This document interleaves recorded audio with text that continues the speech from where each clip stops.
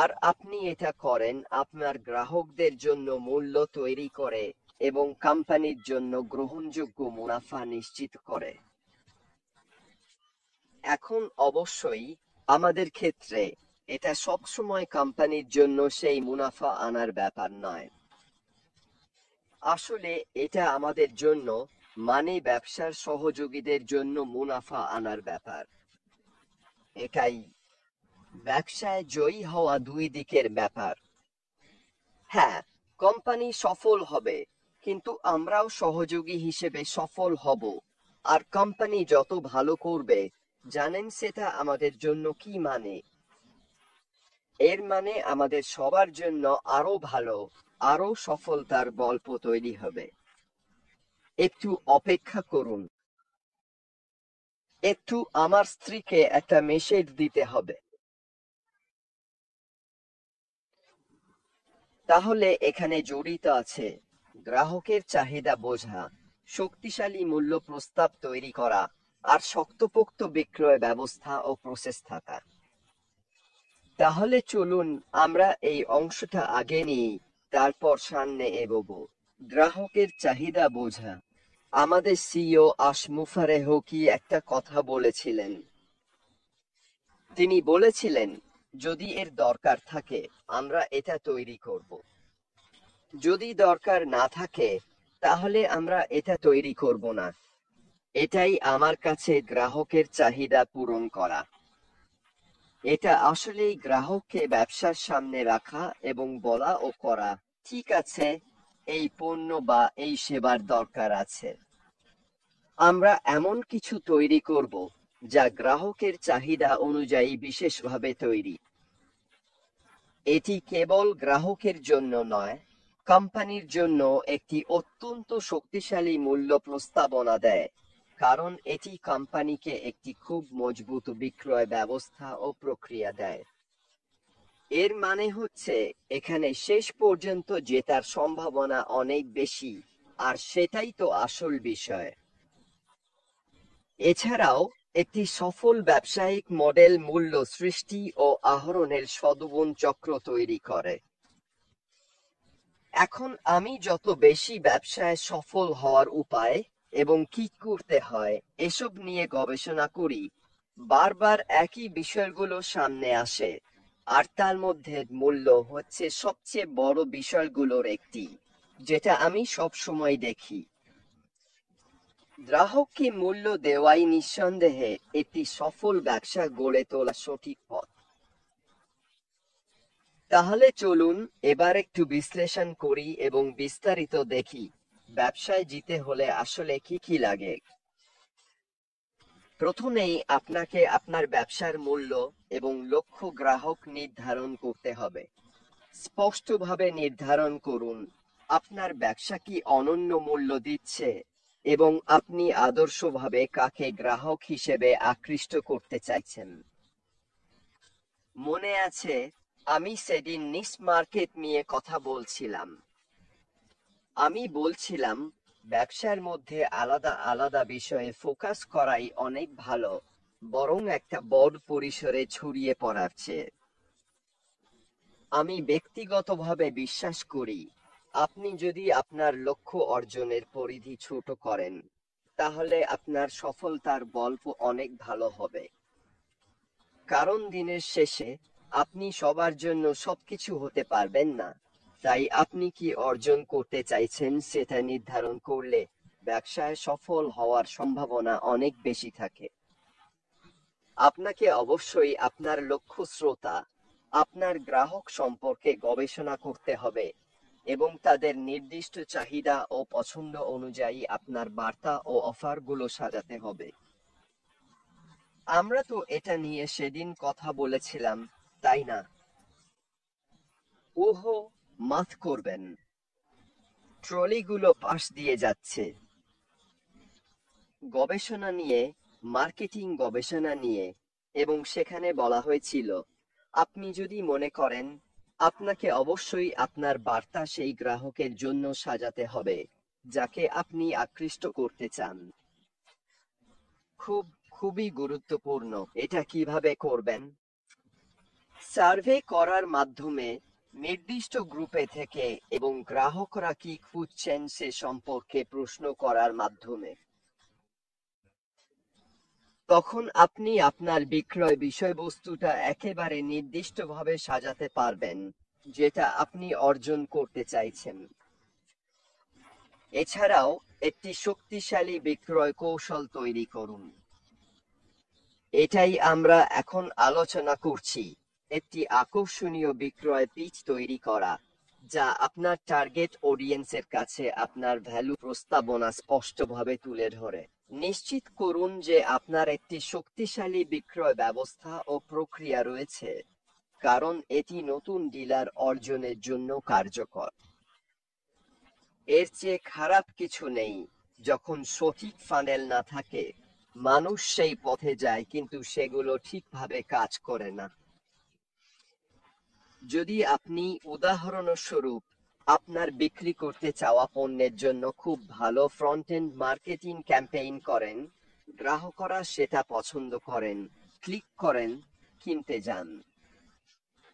যদি ব্যবসার সেই অংশ অর্থাৎ পেমেন্ট বা টাকা পরিশোধের দিক থেকে ঠিকঠাক না হয়, তাহলে সেটা আপনার বিক্রয়ে প্রভাব ফেলবে।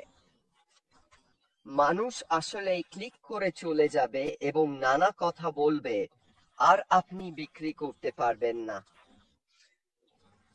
যেভাবে পেমেন্ট হয় সেই প্রবাহটা ফ্রন্ট এন্ডের মতোই ভালো হতে হবে, আর সেটা নির্ভর করে সঠিক মার্চেন্ট বাছাই, কতবার পেজ পরিবর্তন করতে হয় ইত্যাদির ওপর।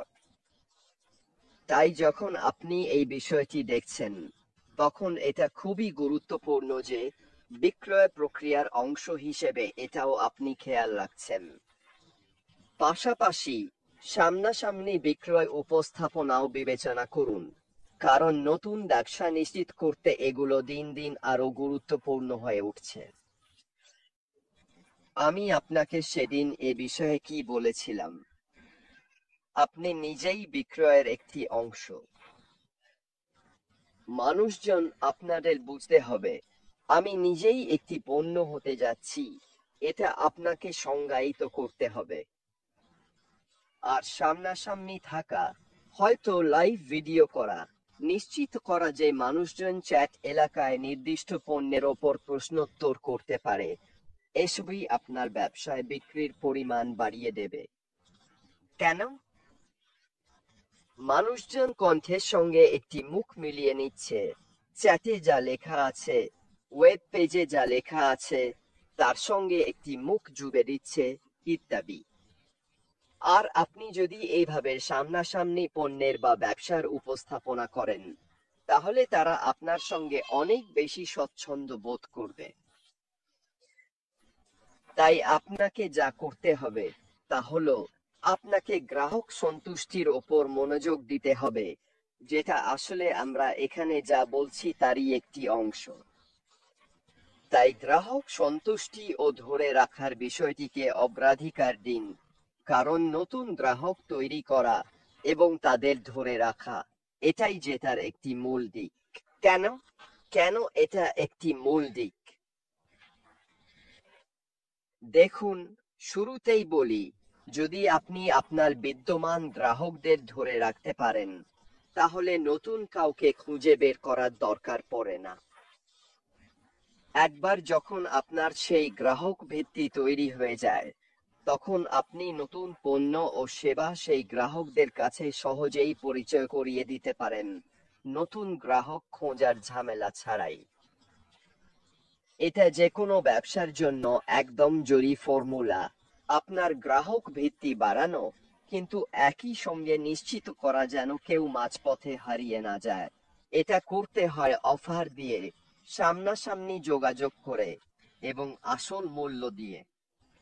এইসব কিছুই ব্যবসায় জয়ী ফর্মুলা গড়ে তুলতে গুরুত্বপূর্ণ।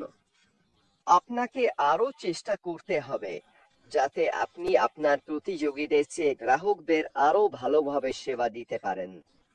কিভাবে করবেন সেটা শুধু গিয়ে দেখুন তারা গ্রাহক সেবার ক্ষেত্রে কি করছে। নিশ্চিত করুন গ্রাহক সেবার দিক থেকে আপনি অন্তত তাদের সমান, না হলে আরো ভালো। গ্রাহক সহায়তার জন্য একটি আলাদা নিবেদিত পেজ রাখুন এবং সামনের দিকে বট দিয়ে এআই ব্যবহার করুন। তবে একই সঙ্গে মানুষ যেন সহজেই চ্যাটে বা ভিডিও কলে বা যেভাবেই হোক একজন প্রকৃত মানুষের সঙ্গে যোগাযোগ করতে পারে, সেটাও সহজ করে দিন। ঠিক আছে। শুধু সঠিক প্ল্যাটফর্ম থাকা নয়, শুধু সঠিক পণ্য, সঠিক সেবা আর বাকি সবকিছু থাকলেই হবে না। আপনাকেই নিজেকে এমন অবস্থানে রাখতে হবে, একটি সফল ফর্মুলা হাতে রাখতে হবে। আপনাকেই আপনার ব্যবসার জন্য দায়িত্ব নিতে হবে। আপনাকে নিয়মিত নতুন কিছু শিখতে হবে। নতুন কিছু শুরু করা কারো জন্যই সহজ নয়, ঠিক আছে, কিন্তু আপনাকে শুরু করতেই হবে। এবং এটাই মূল বিষয়। আর আমি এখানে যা করছি তার মাধ্যমে আপনাদেরকে সেই ধারণা দেওয়ার চেষ্টা করছি আপনাদের কি করতে হবে, যাতে আপনারাও সেই সফল ফর্মুলা পেতে পারেন। এইসব কিছুই আলাদাভাবে গুরুত্বপূর্ণ, কিন্তু আপনাকে সবগুলো ব্যবহার করতেই হবে এমন নয়। তবে আপনি যত বেশি এই বিষয়গুলো আপনার ব্যবসায় ব্যবহার করবেন, ততই নিজের জন্য সফল ফর্মুলা পাওয়ার সম্ভাবনা বাড়িয়ে তুলবেন। আপনাকে টিমের অংশগ্রহণও উৎসাহিত করতে হবে এবং নিশ্চিত করতে হবে যে সবাই বুঝতে পারছে তারা কিভাবে বিজয়ে অবদান রাখছে এবং কাঙ্ক্ষিত ফলাফল কি। এটা আমাদের কথা। এই মুহূর্তে আমাদের সিইওর ব্যবসার পরবর্তী ধাপে আমরা আছি। আমরাই সেই টিম, ঠিক আছে, যারা ব্যবসার কাঙ্ক্ষিত ফলাফলটা বুঝতে পারছে। আমরা চাই ব্যবসার জন্য সেই সফল ফর্মুলা। আমরা চাই ব্যবসা সফলতায় অবদান রাখতে, কারণ ব্যবসা সফল হলে আমরাও জিতি। তাই আমরা ব্যবসা সফলতার জন্য এতটাই অপরিহার্য অংশ, এবং আমাদের বুঝতে হবে এই সফল ফর্মুলা গড়ে তুলতে আমাদের ভূমিকা কি। আমাদের আরো দরকার সাফল্যগুলো তুলে ধরা এবং অর্জনগুলো উদযাপন করা, যাতে ইতিবাচক আচরণ জোরদার হয় এবং সেই বিজয়ী পরিবেশ তৈরি হয়। আমরা তো শুরু থেকেই বলে আসছি, তাই না? অন্যদের সাফল্যে উৎসাহী হওয়া আসলেই সেই অর্জনের সংস্কৃতি গড়ে তোলে। এটা বিজয়ী পরিবেশ তৈরি করে। একটু যেন ধরুন, আমরা যেমন ক্রিসের লাইভে যারা অংশ নিয়েছে তাদের অভিনন্দন জানাই, তারা যে ভালো কাজ করেছে সেটা স্বীকার করি, আর যারা পর্দার আড়ালে কাজ করে তাদেরও উৎসাহ দিই, তাদের কাজের জন্য তাদের প্রশংসা করি। আমি যথাসাধ্য চেষ্টা করি যারা আমাকে কিছু পাঠায় বা আমার ইউটিউব চ্যাটে কিছু লেখে তাদের উত্তর দিতে। আমি এটা কেন করি? কারণ এতে তাদেরও ব্যবসার ভেতরে ইতিবাচক আচরণ গড়ে তুলতে উৎসাহিত করা হয়। আর যদি তোমরা সবাই নিজেদের অংশটুকু করে অন্যদেরও এই বিজয়ী ফর্মুলার জন্য উৎসাহিত করো, তাহলে সেটাই ব্যবসায়িক সফলতার পথে এগিয়ে যাওয়া। তাই আমাদের মানিয়ে নিতে হবে এবং চকটে হতে হবে, প্রস্তুত থাকতে হবে পণ্যগুলো একেবারে নিখুঁত হওয়ার আগেই বাজারে ছাড়ার জন্য। এবং সত্যি বলতে, আমি বাজারের প্রতিক্রিয়ার ওপর ভিত্তি করে বারবার পরিবর্তন করি। আমার মনে হয় আমরা আগেও এমন করেছি। হয়তো কিছু জিনিস টেবিলে এনেছি যখন সেগুলো পুরোপুরি প্রস্তুত ছিল না।